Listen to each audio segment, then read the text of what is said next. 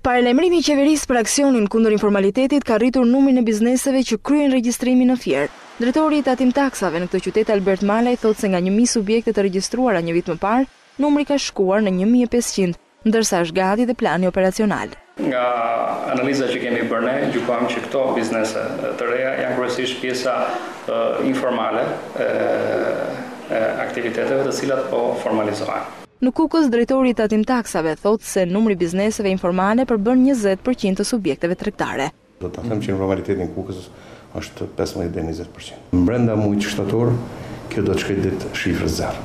Edhe njerë ju bëj thirrje të gjithë atyre qytetarëve që ushtojnë biznes privat të regjistrohen, të pajisin me kod fiskale dhe të sigurojnë punësit e tyre. Ndërkaq, qytetarët i kërkojnë qeverisë që aksioni të nisë në dogana, pasi kuponi tatimor nuk do zgjidh problemin madhor të informalitetit. Po për çfarë duan këto kupone? Më mirë kontroll doganave, tatimeve. Ato bizneset të mëdha, jo këto. Ligjet e shtetit janë të gjithë një lloj për të gjithë tjerët. Këto nuk i zbatojnë, duhet i zbatojnë. Kur shkon dyqan e merr me TVSH, po kur kuponin ti nuk e merr. Është detyrim që duhet të bëhet. Jo për mua, por për gjithë.